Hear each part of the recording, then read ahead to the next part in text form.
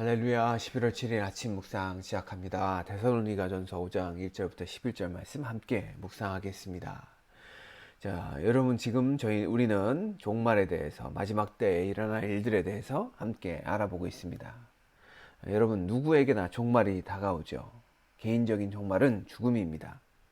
그렇다면 세상의 종말은 무엇일까요? 바로 예수님의 재림입니다.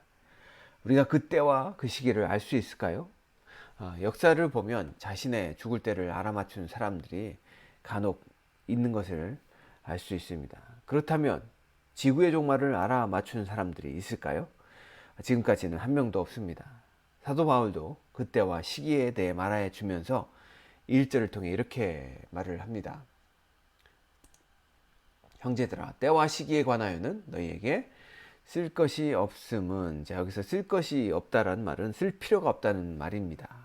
그것은 두 가지 의미를 가지고 있는데, 첫째는 그 시기가 어떠할지 데살로니가 교인들이 이미 알고 있기 때문에 쓸 필요가 없다는 의미이고요. 두 번째는 그 시기에 대해 어차피 모르기 때문에 쓸 필요가 없다는 말이죠. 2절을 계속해서 읽어보겠습니다. 주의 날이 밤에 도둑같이 이를 줄을 너희 자신이 자세히 알기 때문이라. 자, 주의 날은 구약 성경에 특별히 아모스 5장에 나온 여호와의 날에서 유래한 표현입니다. 여호와의 날은 심판을 의미할 때 사용되었습니다. 이 날은 믿지 않는 자들에게는 무서운 심판의 날이지만 믿는 자들에게는 구원의 날이라는 두 가지 의미를 가지고 있습니다.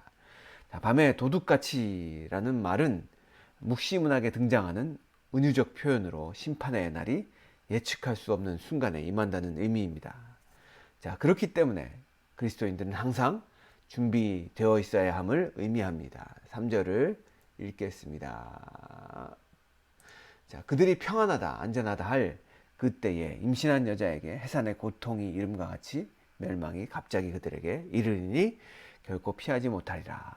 자, 평안하다, 안전하다 라고 말하는 자들은 이 날의 도래를 믿지 않는 자들이며, 이들은 안일하게 그 영적인 삶을 유지함으로써 잉태된 여자가 해산의 고통이 갑자기 이름같이 그렇게 멸망할 것이다 라고 말을 하고 있죠. 자, 그렇다면 믿는 그리스도인들에게 이 날은 어떠할까요? 4절과 5절은 그것을 잘 설명해 줍니다. 형제들아, 너희는 어둠에 있지 아니하매 그날이 도둑같이 너희에게 임하지 못하리니 너희는 다 빛의 아들이요 낮의 아들이라 우리가 밤이나 어둠에 속하지 아니하나니. 자, 사도 바울은 4절과 5절을 통해 형제들 곧 믿는 그리스도인들의 소속은 밤과 어둠에 속한 것이 아니라 낮과 빛의 아들들이라 라고 말해줍니다. 그리고 그렇게 낮과 빛에 속해 있는 자들에게는 그날이 도둑같이 임하지 않을 것이다 라고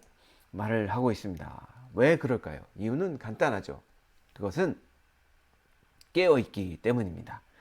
자, 밤과 어둠에 속해 있는 자들은 6절과 7절에 보니까 자고 있고 취해 있는 자라고 얘기를 하죠. 그렇기 때문에 멸망이 다가옴을 깨닫지 못합니다. 그리고 갑자기 그날을 맞이하게 되죠. 그러나 6절과 7절을 읽어보면, 그러므로 우리는 다른 이들과 같이 자지 말고 오직 깨어 정신을 차릴지라. 자는 자들은 밤에 자고 취하는 자들은 밤에 취하되. 밤에 속한 자들의 영혼의 특징은 잠을 자는 것이죠. 그렇게 어둠에 취해서 멸망이 다가오는 줄도 모르고 있다라는 것입니다. 그것은 우리가 예레미야서의 바벨론 제국의 모습이 마치 왕과 그 제국의 대신들이 자신들에게 멸망이 다가옴을 알지도 못한 채 연회와 술 취함 속에 빠져서 메데 바사 연합군의 정령을 당했던 것처럼, 그렇게 밤과 어둠에 속한 자들은 자고 있고 취해 있기 때문에 하나님의 임박한 멸망을 깨달을 수 없다는 것이죠. 자, 그러므로 낮과 빛에 속한 자들이 할 것은 무엇일까요? 오직 깨어 정신을 차리는 것입니다. 자, 8절을 읽겠습니다. 우리는 낮에 속하였으니 정신을 차리고 믿음과 사랑에 호심경을 붙이고 구원의 소망에 투구를 쓰자. 자, 8절은 깨어있다라는 것이 무엇인지 말해줍니다. 그것은 믿음과 사랑의 호심경, 곧 흉배, 가슴을 보호하는 그러한 갑옷을 입고 구원의 소망의 투구를 쓰는 것입니다. 자, 여기서 바울은 깨어있다는 것을 전투에 나선 군인의 모습에 비유하고 있습니다. 그런데 여기서 가슴에 입는 갑옷 흉배와 투구는 공격용 무기가 아니라 자기를 방어하는 방어용 갑옷입니다. 자, 그런데 영화 같은 데 보면 잠잘 때 칼을 쥐고 이렇게 잠자는 사람은 있어도 갑옷을 입고 그렇게 머리에 투구를 쓰고 자는 사람은 없습니다. 물론 잠깐 앉아서 졸 때는 그렇게 갑옷과 투구를 쓰긴 하겠죠. 그러나 제대로 잠자기 위해서는 이 갑옷과 투구를 벗어야 하죠. 다시 말해서 호심경과 투구를 쓰고 있다는 것은 깨어 있음을 의미합니다. 낮에 속해 있음을 의미합니다. 그리고 그리스도인들은 이 땅에 없어질 것으로 우리의 갑옷을 삼으면 소용없다는 것을 의미하죠. 영원히 존재할 세 가지, 곧 믿음과 소망과 사랑으로 우리의 갑옷을 입어야 합니다. 자, 여기서 구원의 소망의 투구에 대해서 좀 더 자세히 알아보겠습니다. 여기서 우리가 구원의 소망이란 미래에 구원받기를 우리가 희망한다라는 정도의 의미가 아닙니다. 이것은 미래에 대한 내가 구원받을 것에 대해서 확신한다라는 의미이죠. 이 확신은 하나님의 약속에 기반을 둔 그러한 확신입니다. 사도 바울은 항상 소망에 대해서 이렇게 얘기할 때는 미래에 이루어질 것들에 대한 그러한 확신을 의미하죠. 그렇게 우리가 믿음과 소망과 사랑의 갑옷을 입고 깨어 있어야 할 이 이유는 무엇일까요? 9절과 10절은 그 이유를 설명해 줍니다. 자, 9절은 원어상에는 왜냐하면 이란 단어로 시작이 됩니다. 그것은 우리가 깨어 있어야 할 그 이유를 더 자세히 말해서 구원의 소망을 가져야 할 그 이유에 대해서 설명해 준다는 것을 알 수가 있습니다. 9절입니다. 하나님이 우리를 세우심은 노하심에 이르게 하심이 아니요 오직 우리 주 예수 그리스도로 말미암아 구원을 받게 하심이라.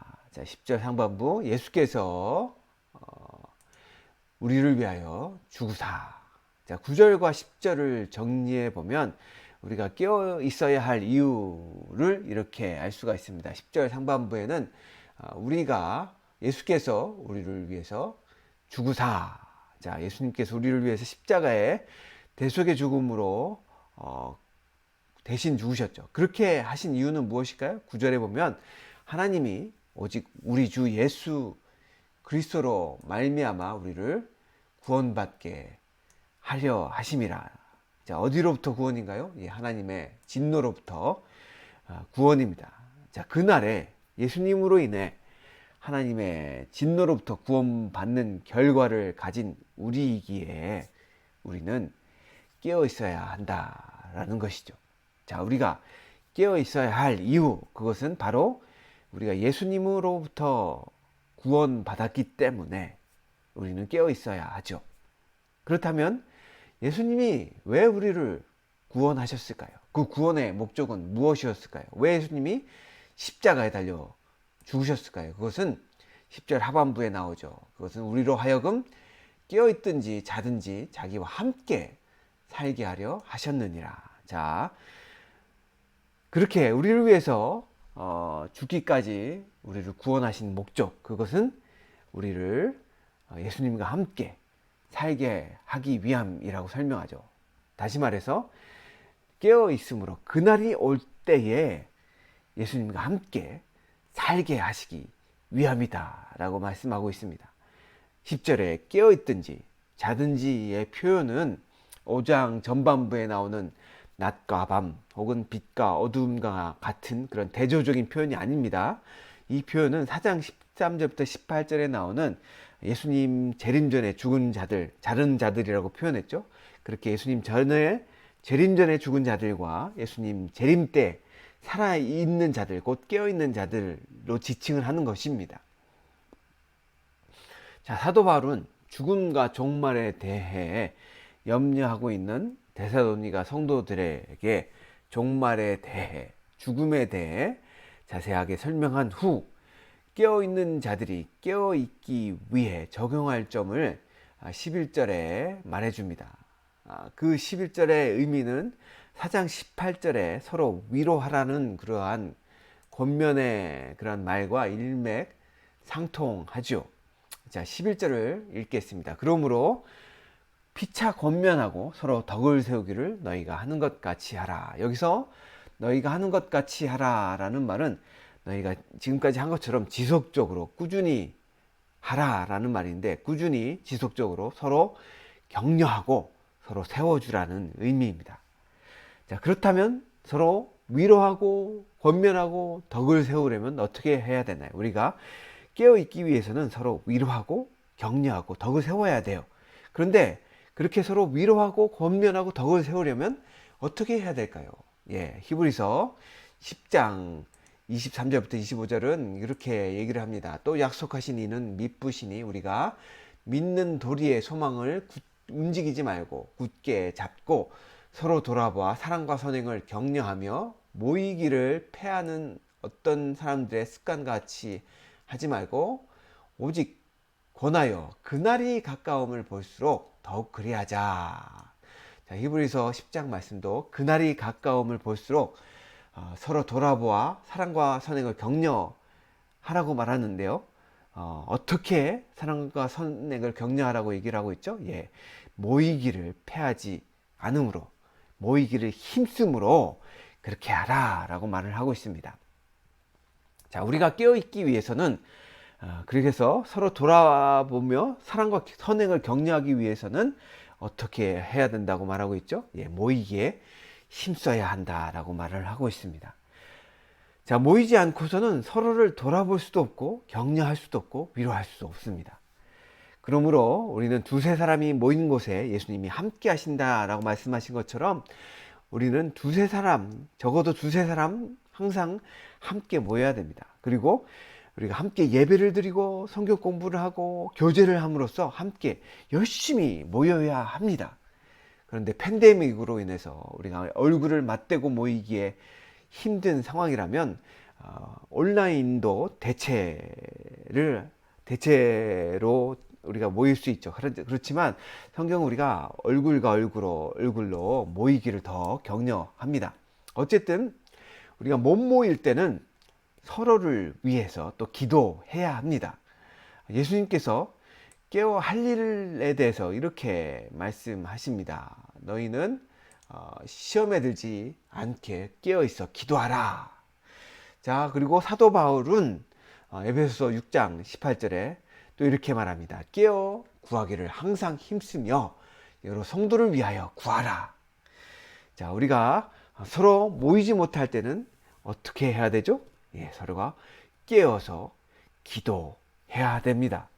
제가 자꾸 텐텐 기도 합주하자, 11월은 감사의 달을 맞아서 일일이 감사 기도회를 하자라고 자꾸 권면하는 것은 우리가 서로를 위해서 기도하는 것이 깨어있는 방법이기 때문입니다. 비록 지금은 우리가 만날 수 없지요. 그러나 서로를 위해서 기도는 할 수가 있습니다. 그렇게 서로를 위해서 기도해 줌으로써 서로 위로하고 권면하고 세워주는 그러한 깨어있는 공동체가 될 수 있다는 것입니다. 사랑하는 성도 여러분, 우리가 가능하면 모이기에 힘씁시다.